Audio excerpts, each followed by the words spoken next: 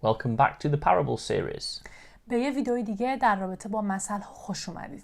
Today we're going to do part one of a two-part set of videos. امروز قراره در رابطه با یک قسمتی صحبت کنیم که دو بخش داره و امروز بخش اول از این موضوع دو بخشی هستش. In Luke chapter 15 there are three parables that come together. اگر به لوقا باب 15 صفحه 1359 نگاه کنید میبینید 3 تا مثل توی این باب نوشته شده. And these parables are known as the parables of the lost things. این 3 تا مثل هم معروف هستند به مثل‌های چیزهای گم شده. Because they're all about things or people which are lost. چون هر 3 تا مثل درباره یا چیزها یا انسان‌هایی هستند که گم شدند. Jesus tells these three parables to teach the religious leaders a lesson. عیسی این 3 تا مثل رو میگه تا به رهبرهای مذهبی یه درسی رو یاد بده. About the importance of looking for people who are lost and being happy when they come back. در رابطه با اهمیت اینکه وقتی کسی گم میشه، گم شده هست، دنبالش بگردن و اینکه وقتی یه شخصی که گم شده و پیدا میشه باید چقدر خوشنود باشند. And when we say lost, we mean people who are lost from God. وقتی هم میگیم گم شده منظورمون انسان‌هایی هستن که راهشون از خدا گم کردن. In this talk, we're going to look at the first two of those parables. توی این ویدیو در رابطه با 2 تا مثل اول این باب صحبت میکنیم. And they both go together and complement each other. که جفتشون در حقیقت یک جور هستن و چیز تقریبا برابری رو دارن میگن. And the next video, we'll look at that third parable which takes lessons out of the first two and puts them together. که توی ویدیوی آینده مثل سوم رو با هم میخونیم که میاد درسی رو که از این 2 قسمت وجود داره رو توی اون قسمت بهمون میگه که چه درسی میتونیم ازش بگیریم. But let's look at the context first. حالا بیاین فعلا یک مقدمه‌ای بر این موضوع رو با هم ببینیم. So chapter 15 of Luke. باب 15 هستیم. انجیل لوقا صفحه 1359. And verses 1 and 2. دعای اول باب 15 رو میخونیم. و اما خراجگیران و گناهکاران جملگی نزد عیسی گرد می آمدند تا سخنانش را بشنوند. اما فریسیان و علمای دین همه کنان می گفتند این مرد گناهکاران را می پذیرد و با آنان هم سفره می شود. So, people were gathering to Jesus who were not good people. پس آدمایی که می اومدن دور عیسی آدمهای معمولاً خوبی نبودن. They were people who weren't really following God well. They weren't keeping God's laws. کسایی بودن که معمولاً خدا رو دنبال نمی‌کردن و فرامین خدا رو ادامه نمیدادن. It refers to them here as sinners. که اینجا اومده با کلمه گناهکاران این نسل از آدم‌ها رو خطاب کرده. Maybe prostitutes, thieves, tax collectors. شاید منظور به فاحشه هاست، دزدان و خراجگیران هستش. Now, the Pharisees and the teachers of the law were the religious leaders. فریسیان و علمای دین معمولاً کسانی بودن که مردم رو از نظر دینی و مذهبی رهبری می‌کردن. And so here was a religious leader, Jesus, that the people were actually, the sinners, were coming to listen to. اینجا هم الان یکی از علمای مذهبی و دینی رو داریم، یعنی خود عیسی که مردم در حقیقت گناهکاران و بقیه میان که از عیسی سوال بپرسن. Maybe they were starting to turn round and come back to God. شاید دارن کم کم برمیگردن به سمت خدا، شاید کم کم دارن از مسیر اشتباهشون به سمت مسیر درست میان. You would think the Pharisees and religious leaders would be really happy about this. و با اومدن این آدم‌ها به سمت خدا با خودمون فکر می‌کنیم که خب فریسی‌ها و رهبرای دینی میبایست خوشحال باشند به خاطر این موضوع. But they weren't. ولی اونها اینطور نبودن. Instead they were grumbling, saying, look at this man, he's eating with sinners, he's welcoming them. به جای اینکه این آدم‌ها خوشحال باشن از بازگشت این گناهکارها میان غر میزنن و میگن عیسی همش داره با گناهکاران نشسته برخاست میکنه و با اونها غذا میخوره. Jesus was doing a good thing and they were muttering and grumbling at him. عیسی داشته در حقیقت کار خوبی رو انجام میداده ولی اونها رفتارشون اشتباه بوده، این فریسی ها و علمای دین، و داشتن بهش غر میزدن. And that's why he tells these parables to show them how wrong they are. واسه همینه که عیسی میاد این دوتا مثل رو بهشون میگه که بهشون نشون بده چقدر رفتارشون اشتباست. So the first parable is called the parable of the lost sheep. اولین مثل معروف به مثل گوسفند گم شده. Verses 3 to 6. از آیات 3 تا 6 رو میخونیم. پس عیسی این مثل را برایشان آورد. کیست از شما که 100 گوسفند داشته باشد و چون یکی از آنها گم شود آن 99 را در صحرا نگذارد و در پی آن گم شده نرود تا آن را بیابد و چون گوسفند گم شده را یافت آن را با شادی بر دوش می نهد و به خانه آمده دوستان و همسایگان را فرا می خواند و می گوید با من شادی کنید زیرا گوسفند گم شده خود را باز یافتم. Now, when you think about this parable, it's actually not really true to life. اگر این مثل رو بهش فکر کنیم میبینیم که در حقیقت با زندگی عادی جور در نمیاد و اونجوری نیستش که ما همه تو زندگی میبینیمش. Jesus talks about a shepherd who has lost one sheep out of 100. عیسی اینجا داره در رابطه با یه چوپانی صحبت میکنه که از بین اون 100 تا گوسفندی که داشته یکیش رو گم کرده. And he says, won't this man leave the 99 by themselves in the wilderness and go and find the one sheep? و بعد در ادامه داستانش میگه که این چوپان نمیره 99 تا رو ول نمیکنه بره اون یه نفر اون یه دونه گوسفندی رو که گم کرده رو بگرده و پیدا کنه. Actually, at this time, no, a shepherd probably wouldn't do that. در حقیقت اون موقع اصلا اینطوری نبوده. چوپان‌ها این کار رو نمی‌کردن. If he left 99 sheep without protection, he could lose lots of sheep there rather than just letting the one be lost. اگر یک چوپانی اون موقع می‌خواسته 99 تا گوسفندش رو بدون هیچ مراقبی رها کنه که بره و دنبال اون یه دونه گوسفند گم شده بگرده، مطمئناً خیلی از این گوسفندانی که داره رو هم گم می‌کنه و ضررش بیشتر میشه.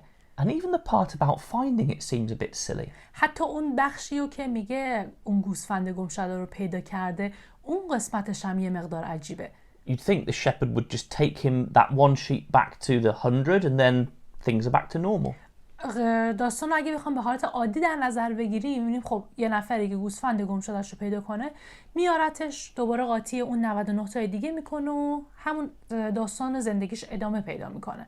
But instead it says he picks it up and carries it to the village and starts throwing a party with his neighbours saying, look, I found my lost sheep. ولی توی این داستان این چوپان کاری که میکنه گوسفند گم شدهش رو برمیگردونه و بعد میره به همه اون اهالی اونجا میگه که بیاین با من مهمونی بگیرین گوسفند گم شده‌مو رو پیدا کردم.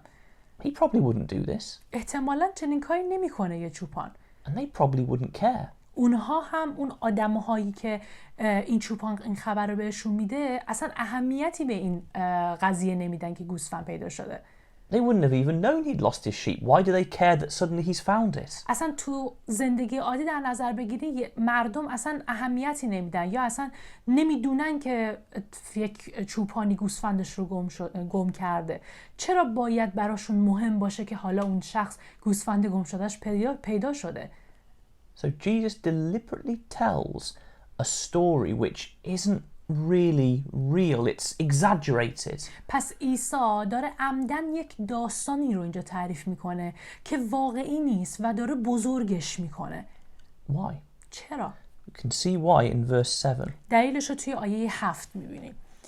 به شما میگویم به همین سان برای یک گناهکار که توبه میکند جشن و سرور عظیمتری در آسمان برپا می شود تا برای 99 پارسا که نیاز به توبه ندارند. He says, look, because this same joy, this is how God feels when one sinner repents. داره در ادامه توضیح میده میگه که دقیقاً اون خوشی که این چوپان داشته مثل خوشحالی خداست وقتی که یک گناهکاری پیدا بشه. You'd think in this fictional story, if God already had 99 people, why does he get so overjoyed over one more when he's already got 99? ممکنه با خودمون فکر کنیم خدایی که 99 نفر از ایماندارانش رو با خودش داره و فقط میاد بعد یک نفر رو پیدا میکنه، یک ایماندار دیگر رو پیدا میکنه، چرا باید به خاطر اون یک نفر انقدر خوشحال باشه؟ اون که در حال حاضر 99 تای دیگه داره. But God does get that excited and happy. ولی این رو میدونیم که خدا در این حد خوشحال میشه و اینقدر دوست داره وقتی یک شخص جدید پیدا میشه. Even if he's got lots of people already following him, one more makes him rejoice. با وجود این که ایماندارهای خیلی زیادی رو با خودش داره، ولی حتی اگر یک نفر دیگه هم به اون جمعیت اضافه بشه، باز اینقدر باعث خوشحالی خدا میشه. Jesus is saying God rejoices over one lost person that's found. عیسی داره به ما میگه که خدا به خاطر یک شخصی که گم شده بود و پیدا میشه اینقدر خوشحال و جشن میگیره. You Pharisees and religious leaders, there are lots of people being found and you're miserable. ولی شما فریسی ها و علمای دین میبینید این همه آدم گم شده بودن که دارن پیدا میشن، ولی شماها اصلا خوشحال نیستین. He's showing them how different they are from God. داره بهشون با این داستان نشون میده که چقدر متفاوتن از خدا. And that's why the parable is a bit unbelievable and not real to life. واسه همینه که این مثل یه مقدار غیر قابل باوره، یه مقدار با زندگی عادی و با حقیقت جور در نمیاد. Because we can't imagine God's love for one person being found. It's almost like it's not real to us. چون ماها نمیتونیم اصلا اون محبت و عشق خدا رو نسبت به یک شخصی که گم شده بوده و پیدا میشه رو درک کنیم. یه جورایی اصلا غیر قابل درکه برای ما اون خوشحالی خدا برای یک گم شده‌ای که پیدا میشه. And he tells a second parable very similar to make the point stronger. بعد میاد عیسی در ادامه یک مثل دوم میگه که تقریبا یک جور هست و مثل همین مثل اول هستش که اون درس خودش رو دوباره تکرار کنه که اهمیتش مشخص شه. And this one is a parable about a lost coin in a house. این یکی مثل دوم در رابطه با یه سکه‌ایه که توی یه خونه گم شده. Verses 8 and 9. آیات 8 و 9 رو میخونیم. و یا کدام زن است که 10 سکه نقره داشته باشد و چون یکی از آنها گم شود چراغی بر نیفروزد و خانه را نروبد و تا آن را نیافته از جستن باز نایستد و چون آن را یافت دوستان و همسایگان را فرا میخواند و میگوید با من شادی کنید زیرا سکه گم شده خود را باز یافتم. Now I think this is a bit more realistic. این یه مقدار بیشتر حالا واقع گرایانه است. If someone lost 1 out of 10 coins, then if they go looking for the other coin, nothing's going to happen to those other 9. اینکه وقتی یک نفری 10 تا سکه داره یکیشو گم میکنه و میره توی اون خونه دنبال اون یکی که گم شده میگرده، خب هیچ مشکلی هم برای این 9 تای دیگه به وجود نمیاد، اینها که گم نمیشن. And so maybe this person would look through the house carefully and make sure they could find this other coin. واسه همین خب چون یه مقدار واقعی تره مطمئنا اون آدم هم میره توی کل اون خونه با دقت میچرخه تا شاید اون یه سکه گم شدهش رو هم پیدا کنه.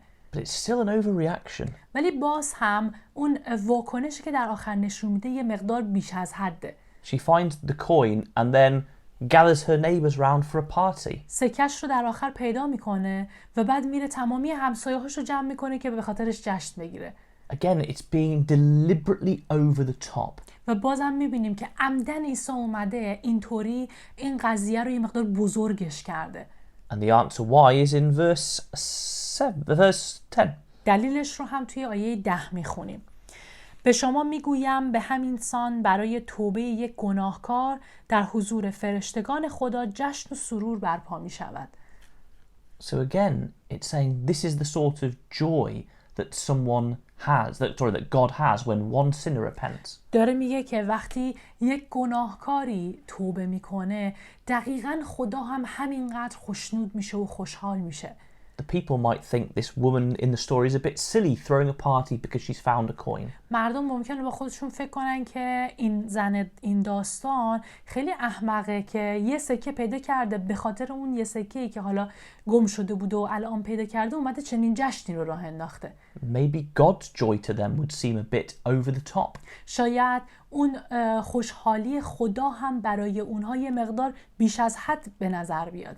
And it probably is because we can't understand just how much God wants to save people. درست هم هست، شاید ما اینطوری نتونیم واقعا درکش کنیم، نتونیم ببینیم که چقدر خدا خوشحال هست برای ماها که پیدا بشیم و بخوایم به سمتش برگردیم. there's also been a suggestion that these two parables are deliberately different from each other. یه حدسی هم وجود داره، یه نظری هم وجود داره که میگن این دوتا مثل اول عمدن متفاوت از هم گفته شدن. Maybe one thing, the sheep, is lost somewhere a long way away. اولی در رابطه با یه گوسفندی میگه که به یه مکان توی مکانی دور گم شده. Whereas the coin is lost in the house where the woman is. It's very close. و دومی مثل در رابطه با یه سکه‌ایه که داخل خونه گم شده، یعنی یک جایی در نزدیکی همون زن داستان. And the suggestion is that people can be lost whether they've gone far away or whether they're very close. و حالا موضوعی که اینجا وجود داره، یک سری ها میگن که آدم‌هایی که گم میشن هم میتونن خیلی دور شده باشن مثل مثل اول، یا میتونن هنوز خیلی دور نشده باشن و نزدیک باشند به خدا هنوز. Someone might have left church, gone away spiritually and doing lots of bad things. یه نفری تو زندگی ممکنه کلیسا رو اصلا ترک کنه، خیلی دیگه دور شده باشه از کلیسا و بخواد گناهان خیلی زیادی توی زندگیش انجام داده باشه. But there might be someone who's still in the church, still going to meetings, but they could be equally lost and far from God. ولی آدم‌های دیگه‌ای هم هستن که هنوز توی کلیسان، هنوز شرکت میکنن ولی از نظر معنوی گم شدن و از خدا دور شدن. Maybe their faith is very weak or they're secretly doing bad things away from God. شاید ایمانشون ضعیف شده باشه و یا شاید مخفیانه دارن گناهانی رو انجام میدن. It's making the point that people can be going away from God or lost from God wherever they are. داره برامون این نکته رو مشخص میکنه که مردم هر جایی که باشن امکانش هست که بخوان از خدا دور بشن و گم شده باشن. Whether they're in the church or not, or they've left the church. چه در کلیسا باشن یا چه کلیسا رو به کلی ترک کرده باشن. So there's a lesson for us. پس یه درسی میتونیم بگیریم اینجا. If God's love is so much that he would be rejoicing over one person that returns to him, اگر خدا ماها رو انقدر دوست داره که وقتی یه شخصی به سمتش برمیگرده و توبه میکنه انقدر خوشحال میشه، then we should have that same commitment and energy to bring lost people back. پس ما هم باید در حقیقت همین کارو بکنیم، همینطوری خودمون رو متحد کنیم، این انرژی رو بذاریم تا مردم رو به سمت خدا برگردونیم. If someone doesn't come to church anymore and is doing bad things, we should be trying to save them and bring them back. اگر کسی رو میبینیم که دیگه به کلیسا نمیاد یا کارهای اشتباهی انجام میده، باید تمام تلاشمون رو بکنیم که اون افراد رو برگردونیم دوباره. Or if someone is still coming to church but is not living a good life, we should be trying to turn them back to the right way. یا حتی کسانی رو میبینیم که داخل همون کلیسا هستن هنوز ولی اشتباهات زیادی رو دارن انجام میدن. برای اونها هم باید تلاش کنیم که از اشتباهاتشون توبه کنن و به سمت خدا دوباره برگردن. We should really be trying as hard as possible to do this. واقعا باید تمام تلاشمون رو برای انجام این کار بکنیم. Because then, when we do, imagine the joy we can bring God. چون اینطوریه که باعث خوشنودی زیاد خدا میشیم. And we should have joy as well when new people come and turn to God. حتی این باعث خوشنودی و خوشحالی خود ماها هم میشه وقتی میبینیم که آدم‌هایی بودن که توی مسیر خط اشتباهی بودن الان به سمت خدا برگشتن. So those are the first two parables. پس این دو مثل اول این باب هستش. In the next video, we'll see how Jesus takes both these first two parables and brings them together for the third parable. توی ویدئوی بعدی میبینیم که چطور عیسی این دو مثل اول رو ازش استفاده میکنه، با هم ترکیب میکنه و با هم بعد یه داستان جدیدی رو میگه. To show the Pharisees and the religious leaders really who was lost. تا نشون بده که فریسی ها و خود علمای مذهبی بودن که واقعا گم شده بودن. So we'll see you for the next video. پس توی ویدئوی بعدی خواهیم دید شما رو. Thank you. مرسی.